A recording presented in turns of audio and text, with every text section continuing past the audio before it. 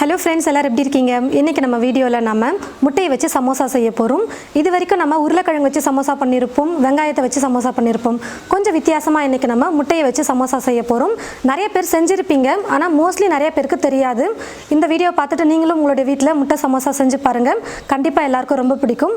ஏற்கனவே நம்ம வீடியோல வெங்காயத்தை வச்சு நம்ம சமோசா செஞ்சிருக்கோம். அந்த வெங்காய சமோசா நிறைய பேர் ட்ரை பண்ணி பார்த்துட்டு ரொம்ப சூப்பரா இருக்குன்னு சொல்லியிருந்தாங்க. வெங்காய சமோசாவோட லிங்கை வந்து டிஸ்கிரிப்ஷன் பாக்ஸ்லையும் கமெண்ட் பாக்ஸ்லையும் பின் பண்ணி வைக்கிறேன். அந்த வீடியோவும் போய் பாருங்கள். இப்போ வாங்க முட்டை சமோசா எப்படி செய்கிறதுன்னு பார்க்கலாம். ஒரு பவுலில் 1 கப் அளவுக்கு மைதா மாவு சேர்த்துக்கிறேன். வெயிட் வந்து பார்த்தீங்கன்னா 200 கிராம் இருக்குது. 2 ஸ்பூன் எண்ணெய் சேர்த்துக்கிறேன். உப்பு தேவையான அளவு, ரெண்டையும் சேர்த்து நல்லா மிக்ஸ் பண்ணிக்கலாம். உப்பு எண்ணெய் சேர்த்து நல்லா மிக்ஸ் பண்ணதுக்கப்புறமா கொஞ்சம் கொஞ்சமாக தண்ணி சேர்த்து மாவு பிசைஞ்சுக்கிறேன்.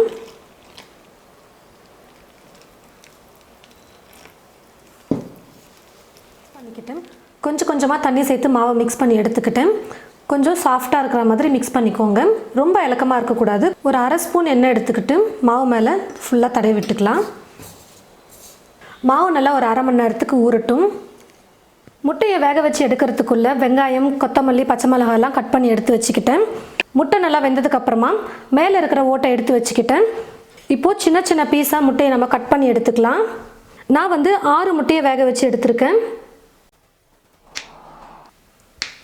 நல்லா பொடியாக கட் பண்ணிக்கோங்க, அப்போ சாப்பிட்றதுக்கு நல்லாயிருக்கும்.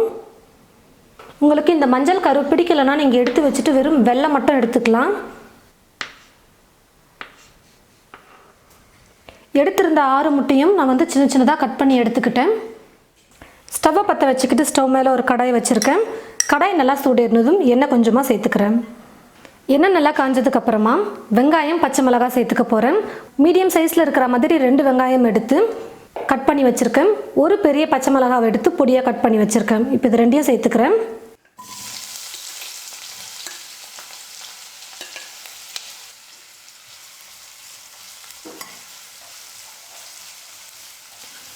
வெங்காயம் வந்து ரொம்பலாம் வதங்க வேணாம், ஒரு 2 நிமிஷம் நீங்கள் வதக்கினாலே போதும். இஞ்சி பூண்டு விழுது அரை ஸ்பூன் சேர்த்துக்கிறேன்.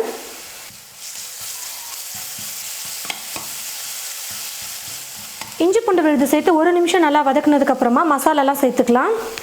ஏற்கனவே பச்சை மிளகாய் சேர்த்துருக்கோம், ஒரு பச்சை மிளகாய். இப்போ காரத்துக்கு ஏற்றது போல் மிளகாய்த்தூள் சேர்த்துக்கோங்க. நான் வந்து 3/4 ஸ்பூன் வெறும் மிளகாய்த்தூள் சேர்த்துக்கிறேன். 1/4 ஸ்பூன் சீரகத்தூள், 1/4 ஸ்பூன் கரம் மசாலா. ஆப்ஷனல் தான், கரம் மசாலா வந்து வேணான்னா நீங்கள் ஸ்கிப் பண்ணிக்கலாம். மஞ்சள் தூள் கொஞ்சம். முட்டை வேறு நம்ம சேர்க்க போகிறோம், அதனால் இப்போவே எல்லாத்துக்கும் தேவையான அளவுக்கு உப்பு சேர்த்துக்கிறேன். மசாலா எல்லாத்தையும் சேர்த்ததுக்கப்புறமா ஸ்டவ்வை மீடியம் ஃப்ளேமில் வச்சுட்டு ஒரு 2லேருந்து 3 நிமிஷத்துக்கு நல்லா வதக்கணும். சமோசாவுக்கு வந்து வெங்காயம் ரொம்ப வதக்க வேணாம், கொஞ்சம் ஓரளவுக்கு வதக்கினா போதும். அப்போ தான் சாப்பிட்றதுக்கு நல்லாயிருக்கும். மசாலெல்லாம் சேர்த்து 2 நிமிஷம் நல்லா வதக்குனதுக்கப்புறமா கொத்தமல்லியை கொஞ்சம் பொடியாக நறுக்கி வச்சுருக்கேன், அதை சேர்த்துக்கிறேன். இப்போ இது கூடவே கட் பண்ணி வச்சுருக்கிற முட்டையை சேர்த்துக்கலாம். ஸ்டவ்வை வந்து மீடியம் ஃப்ளேமில் வச்சுக்கோங்க. முட்டை சேர்த்ததுக்கப்புறமா ரொம்ப கலந்து கொடுக்காதீங்க. நம்ம மஞ்சள் கருவும் சேர்த்துருக்கிறதுனால ரொம்ப கலந்து கொடுத்தோம்னா அப்புறம் மாவு மாதிரி ஆகிடும். அதனால் சும்மா லைட்டாக ஸ்டவ்வை மீடியம் ஃப்ளேமில் வச்சுட்டு 1 நிமிஷத்துக்கு குக் பண்ணிக்கலாம் போதும். மசாலாலாம் முட்டையில் பிடிக்கிற மாதிரி நம்ம கலந்து கொடுத்தா போதும், ரொம்ப கலந்து கொடுக்க வேணாம்.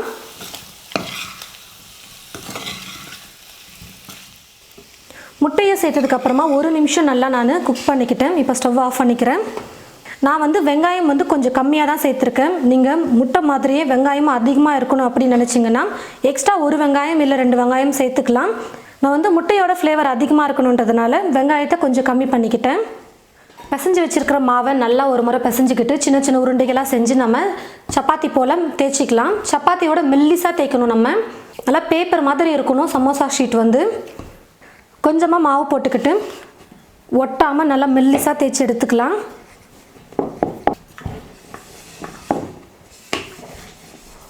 நல்லா இந்த மாதிரி மெல்லிஸாக தேய்ச்சதுக்கப்புறமா நல்லா நீட்டாக கட் பண்ணிக்கலாம் நம்ம.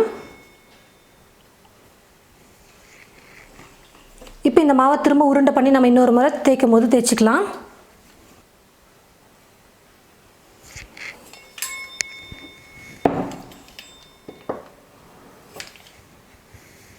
4 பக்கமும் கட் பண்ணி எடுத்துக்கிட்டிங்கன்னா நல்லா சூப்பராக வந்துடும் ஷீட்டு.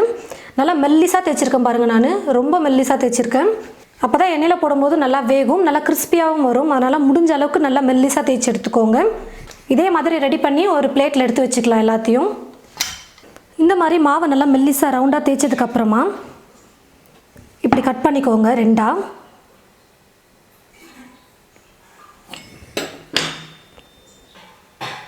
இது போல் ரெடி பண்ணி கூட நம்ம வந்து சமோசா செய்யலாம். ஸ்டவ்வை பற்ற வச்சுக்கிட்டு ஸ்டவ் மேலே ஒரு தோசைக்கல் வச்சுருக்கேன். கல் நல்லா சூடு இருந்ததுக்கப்புறமா நம்ம ரெடி பண்ணி வச்சுருக்கிற மாவு வந்து இதில் போட்டு சும்மா ஒரு 10 செகண்ட் விட்டாலே போதும். ரொம்ப வேகக்கூடாது. லைட்டாக அந்த ஷீட் வந்து கொஞ்சம் ஸ்டிஃபாக இருக்கிற மாதிரி பண்ணணும். பாருங்கள், 10 செகண்ட் தான் நான் விட்டேன், அதுக்குள்ளே ஸ்டிஃப் ஆகிடுச்சு. இப்போ நான் இதை எடுத்துடுறேன். ஒரு பக்கம் 5 செகண்ட், இன்னொரு பக்கம் 5 செகண்ட் போட்டு எடுத்தாலே போதும்.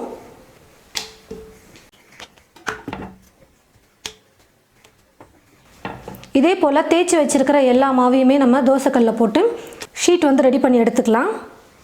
ரெடி பண்ணி வச்சுருக்கிற ஷீட்டில் வந்து முட்டையை வச்சுக்கலாம். அதுக்கு முன்னாடி ஒரு கப்பில் 1 ஸ்பூன் அளவுக்கு மைதா மாவு கொஞ்சம் எடுத்துக்கிட்டேன். கூடவே கொஞ்சம் தண்ணி சேர்த்து நல்லா கொஞ்சம் திக்கான பேஸ்ட் மாதிரி ரெடி பண்ணி வச்சுருக்கேன் பாருங்கள்.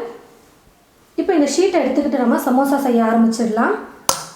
முதல்ல ஷீட்டை வந்து ரோல் பண்ணிக்கலாம். ஒரு கார்னரை எடுத்துக்கோங்க, இப்படி மடிச்சுக்கோங்க லைட்டாக.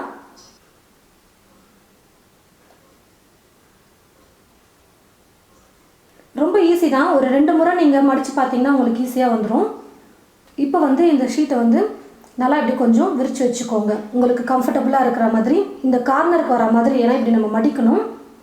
அதனால் கொஞ்சம் சும்மா ஸ்டார்டிங்கில் லைட்டாக இப்படி மடிச்சுட்டு திரும்ப இன்னொரு மடி மடிச்சுட்டு அப்புறம் இந்த கார்னரை டைட்டாக பிடிச்சிக்கோங்க, லூஸ் இல்லாமல். கேப் இருக்கக்கூடாது, இல்லை நம்ம சேர்க்குற மசாலாலாம் எண்ணெயில் பிரிஞ்சிடும். இப்போ அப்படியே கொஞ்சம் கையை வச்சு இப்படி விரிச்சிட்டிங்கன்னா போதும், நல்லா ஒரு ஷேப் வந்துடும். இப்போ உள்ளே வந்து நம்ம மசாலா போட்டுட்டு இப்படி மூடி வச்சிடலாம். கரெக்டாக சமோசா வந்து ரெடி ஆகிடும். ரொம்ப ஈஸி தான். ஒரு 2 முறை நீங்கள் சும்மா ஷீட்டை வச்சு ட்ரை பண்ணி பாருங்கள், உள்ள மசாலாலாம் ஃபில் பண்ணாமல். அதுக்கப்புறம் உங்களுக்கு கரெக்டாக வந்துடும்.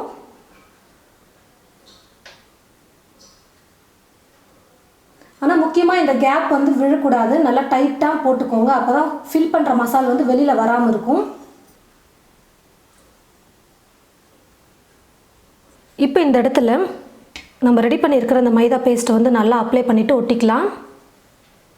நல்லா பிரியாமல் இருக்கணும், அதனால் மாவு கொஞ்சம் நிறையா போட்டு ஒட்டிக்கோங்க.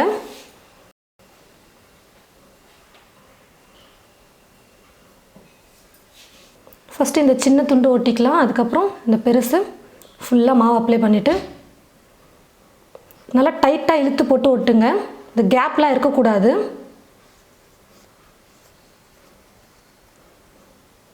பாருங்கள், இதே போல் நம்ம எல்லாத்தையும் ரெடி பண்ணி எடுத்து வச்சுக்கலாம்.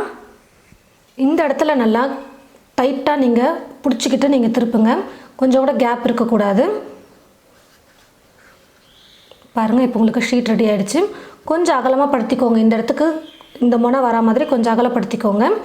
இந்த பக்கம் வந்து நீங்கள் ஃபுல்லாக மாவு வந்து தடவிக்கிட்டிங்கன்னா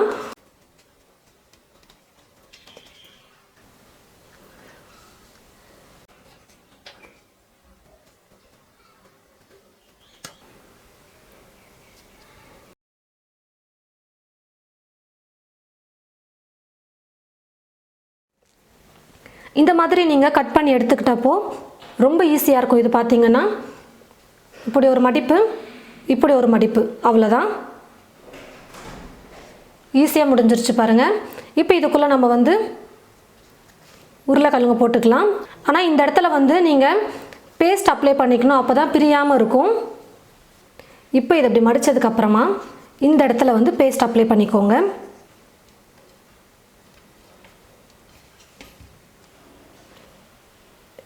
இந்த மாதிரி மைதா பேஸ்ட் அப்ளை பண்ணிட்டு ஒட்டும் பொழுது நல்லா பிரியாமல் இருக்கும்.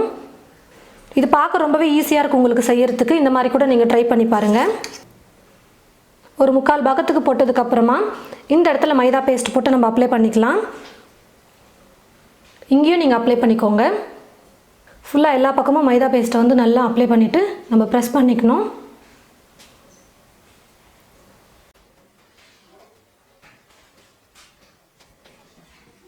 இது வந்து உங்களுக்கு ரொம்பவே ஈஸியாக இருக்கும் செய்யறதுக்கு. இந்த மாதிரி கூட நீங்கள் ட்ரை பண்ணலாம்.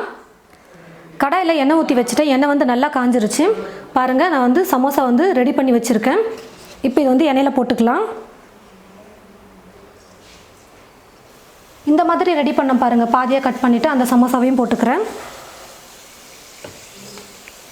எண்ணெய் வந்து நல்லா காஞ்சதுக்கப்புறமா தீயை வந்து மீடியமில் வச்சுக்கோங்க. அப்போ தான் உள்ளேயும் லேயர் வந்து நல்லா வெந்து வரும், மேலேயே நல்லா கலர் வந்திருக்கும். அப்பப்போ 2 பக்கமும் திருப்பி கொடுத்துட்டே இருங்க. அப்போ தான் 2 பக்கமும் நல்லா கலர் வரும். தீ வந்து ரொம்ப ஃபுல்லாகவும் வைக்காமல் ரொம்ப மீடியம்லேயும் வைக்காமல் கொஞ்சம் லைட்டாக குறைச்சிக்கோங்க. நம்ம ரெடி பண்ணுற ஷீட் வந்து பார்த்திங்கன்னா நல்லா மெல்லிஸாக தேய்ச்சி எடுத்துக்கணும். அப்போ தான் நல்லா மொறுமொறுன்னு இருக்கும் சமோசா சாப்பிட்றதுக்கு. ரொம்ப மொத்தமாக தேய்ச்சி எடுத்துக்கிட்டிங்கன்னா அப்புறம் பொரிச்சு எடுக்கும் பொழுது நல்லா கிறிஸ்பியாக இருக்கிற மாதிரி இருக்கும். ஆனால் ஒரு 10 நிமிஷம் விட்டிங்கன்னா கூட அதுக்கப்புறம் நமுத்து போன மாதிரி ஆகிடும். அதனால் எந்த அளவுக்கு நல்லா மெல்லிஸாக ஷீட்டை வந்து தேய்ச்சி எடுக்க முடியுமோ அந்த அளவுக்கு நல்லா மெல்லிஸாக ஷீட்டை வந்து ரெடி பண்ணிக்கோங்க. ரெடிமேடில் கூட விற்கிறாங்க, நீங்கள் அதை கூட வாங்கி யூஸ் பண்ணிக்கலாம். சமோசா 2 பக்கமும் வெந்து நல்லா கலர் வந்துருச்சு. இப்போ நான் எடுத்துக்கிறேன்.